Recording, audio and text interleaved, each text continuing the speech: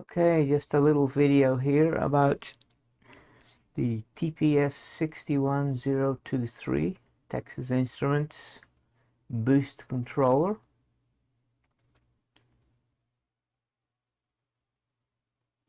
I was trolling the internet looking for suitable boost controllers to be used with lithium-ion cells, and in the list of controllers they have whole bunches of these, but all of them seem to have slightly different usage. Some are targeted at automotive and some are targeted as small devices and so on. And this particular one here caught my interest because it says it's good for solution for portable equipment, and it has protections for lithium ion cells, and it actually mentions later on that it does have it is particularly aimed at being used with batteries in particular, so lithium ion batteries and so on. Anyway, and also another thing that I did not notice is when I was looking at that is the actual size. It is absolutely tiny, 1.2 millimeters by 1.6 millimeters, and it's got 6 pins on it. And I did manage to solder it, and in fact I put the soldering of this thing in another video, the micro soldering video. You'll be able to see it there. But still looking, this is not a solution that I am happy with. Over here you'll see the circuit that I tried to use with it, which is very much based on the circuit that's in the data sheet. And in fact, later on when we look at that Adafruit board, it is completely, they copied the circuit on the data sheet, one for one exactly. They used the resistor network over here with the values that they suggested in the data sheet, but they use a 732 kilo ohm resistor here. I don't have any, so I worked out the same ratio of those resistors for the voltage, and we got 680k and 91k. That's the only difference. And I did allow on the circuit board for some extra circuitry in case you wanted to experiment with some additional filtering, but that doesn't get populated until we have tested it with the actual circuit that they suggested. And this, instead of an inductor there, it just has a piece of wire that actually links it across.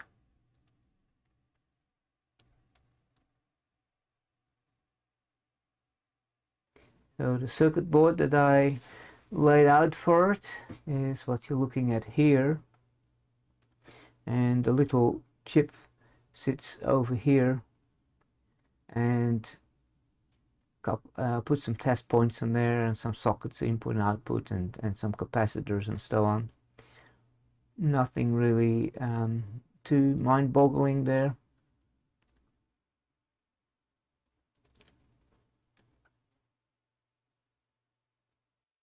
So here you see the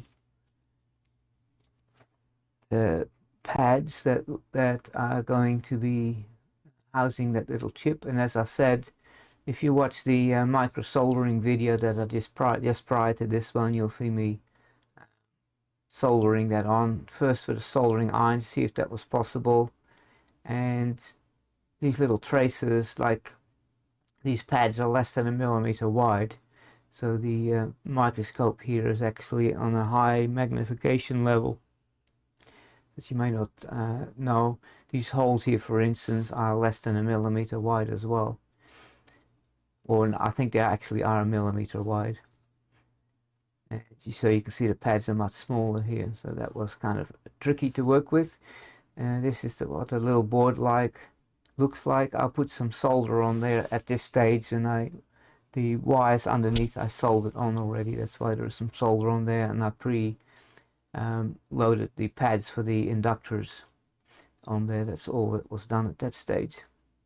But in any case, I do not I won't go into the section where I'm soldering all the components on. I will go right to the section where we're testing this thing after it's been completed. And this is where that little chip is going to be soldered on. You can see how small it is. It's 1.2 by 1.6 millimeters. So here's the completed little board, and I have a little lithium ion pouch cell out of an old flip phone that still seems to be good, but I will try. I also have another lithium ion cell that I could use later on, but that's the little board as it is completed according to the circuit that was in the data sheet. Okay, so now we actually have the oscilloscope connected to it. As you can see on the probes there, and we're using the little spring thing on the probe to avoid ground loops. Now we're going to increase the current on the load, and drawing about 200 milliamps, and suddenly the voltage actually drops down to 3.66 volts. Not sure what the deal is there. The chip is just not regulating well on the little board that we made. So that's kind of a fail. So then I thought by myself, well, let's go and check out what the Adafruit board does. Okay, so here we have the Adafruit board, and I currently have it connected to a lithium ion cell, which is not on screen, but you can trust me on that. And we have voltage in, ground, 5 volts out, and enable. I got enable connected to voltage in so that it will be running. And it is kind of interesting. It is said in the datasheet that this particular little chip over here actually, when it's in low power mode, it goes to a different, it doesn't do pulse width modulation, it does something else, some other modulation, and you can kind of see that happening here. It has a triangle wave, which actually is, I'm not drawing any current at all right now, which actually gives a pretty nasty ripple out.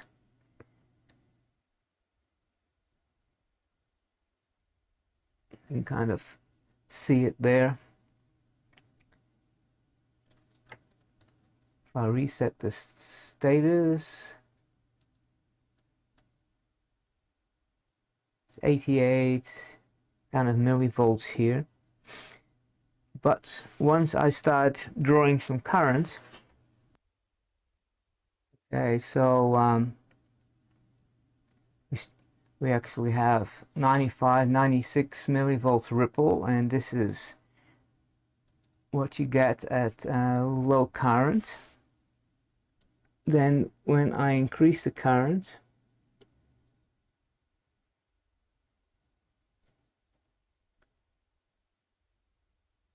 (200 milliamps),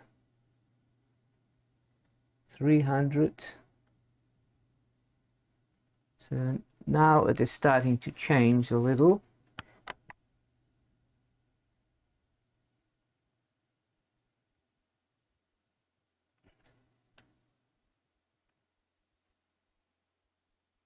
So we got over 100 milliamps ripple. Now we're at 400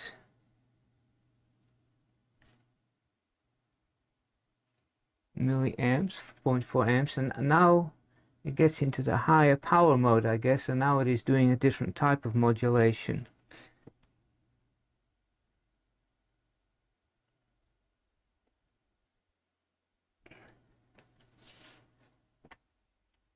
So at that rate, it is doing a good job at containing the ripple, but at lower currents, it is absolutely abysmal. So I am actually thinking that the little chip capacitors on here, and it would be those two over here, are not up to the job of filtering out the lower frequency that it resorts to according to the data sheet. I think it says something about 500 kilohertz at low power and 1 megahertz at high power. So let's have a look now. 500, half an amp, 700, 800, 900. This is supposed to be the limit of the board, but the chip itself can handle 1.5 amps, I believe. But at 1 amp, we got 30 odds. You know, that's quite acceptable for one of these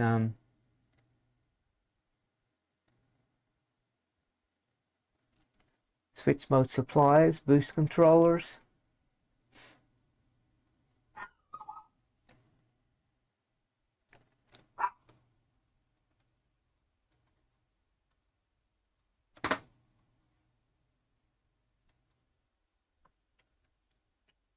I personally wouldn't expect to draw more than maybe half an amp, and the ripple is actually very acceptable at that rate.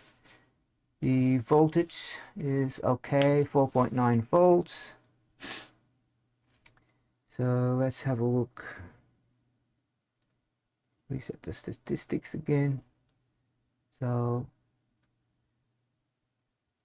the job, I think, is, if you're using this little board here, is to actually add some more filtering, at the very least a capacitor.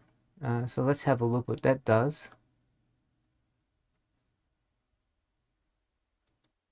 Okay, I've actually clipped a capacitor onto the leads going to the electronic load there, which is less than ideal, and it is picking up noise, of course. That's why it is jittering like that. But I was just curious what would happen to the waveform when we go to low power mode. Okay, so that's actually already a lot better. 60 millivolts instead of 100 millivolts.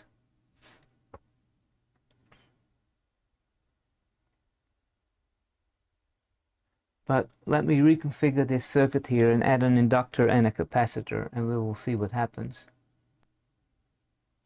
Okay, so I have put across the output, and after this inductor is in series with the output, then it feeds into this capacitor here, and we're actually measuring the voltage across that capacitor over here. It's black, you can't see it too good, I guess, but I have tried a few other capacitors and some other inductors. It seems that the value of the inductor is not that critical. Even 50 microhenries works and so on, but it doesn't want to be too large by the looks of it.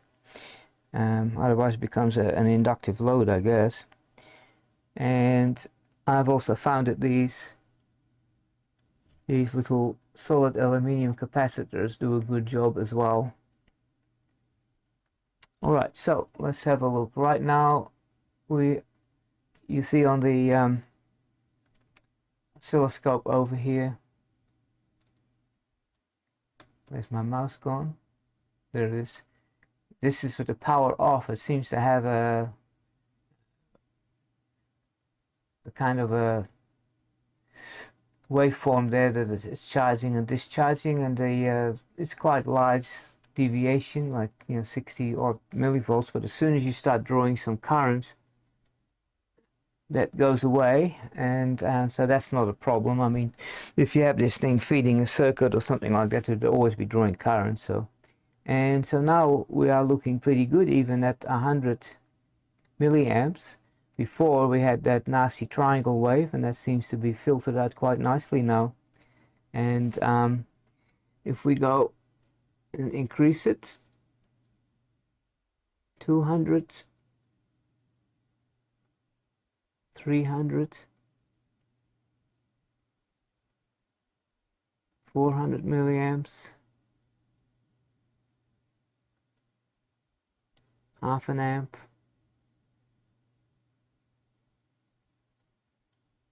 0.7 amps. Doesn't seem to really get any worse at all. 1 amp, which is the limit of this board. So that looks pretty good, although at 1 amp the voltage is actually a little on the low side, 4.8 volts. But I guess it would probably still work on a digital circuit that needs 5 volts, but it would be nice if it was a little bit higher. And I'm actually thinking that that voltage divider that is used to set the voltage, maybe that needs a little bit of adjustment. Set the voltage maybe 5.2 volts when it is with little load on it, like 100 milliamps, and then maybe it would be 4.9 volts. Okay, so what have we learned? That this chip, TPS61023, that tiny little chip over there, can be made to work, but on this implementation on the Adafruit board, I think there is insufficient filtering. Those two little chip capacitors over here, they do somewhat reasonable job at higher power, 300 milliamps up, but below that, when this thing switches to its lower frequency mode, it is not sufficient. It has a nasty triangle wave coming out of 100 or maybe even more than 100 millivolts. But if you add some extra filtering, and over here I have added this toroidal inductor and a 220 microfarad capacitor over here, which is actually a low ESR one, that completely disappears, and you actually get very good clean output for a switched mode boost converter. So if I was building a circuit, you could actually use this little board and solder that onto your own PCB, but then take the output of it and feed that into some additional filtering. And of course, if you did that, you could use one of these little tantalum capacitors, and this would be a suitable inductor to be used instead of the big toroidal one, although, you know, if you got room you can use those. And also you could use these solid aluminium capacitors as well. They are low ESR. I've actually tried it with a variety of different inductors, and right down to 47 to 100 microhenry seems to work well, and the capacitor anything over 100 microfarads seems to be working okay as well. So it's a little bit non-critical, the actual component values, but it needs that extra kind of filtering. So for my use, I want to look if I can find a similar chip. I think in the in Texas Instruments list there, I'm going to have another look at it.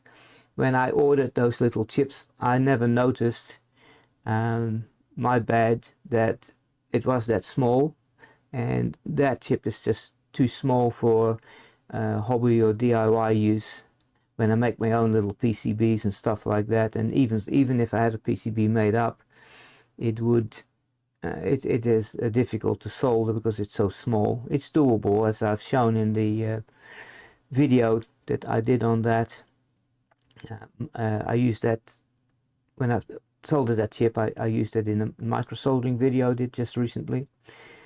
But I will have a look for something, a bigger package that maybe works just as well. It's kind of nice, this one, that it does not need one of those big Schottky diodes. It's all done internally to the chip. It's obviously something that is a later technology that they've worked out or whatever, I don't know. In any case, if you like these kind of videos, and please don't forget to subscribe and hit the bell thing and like and all that kind of stuff, because that would help me out. And I'll see you guys later.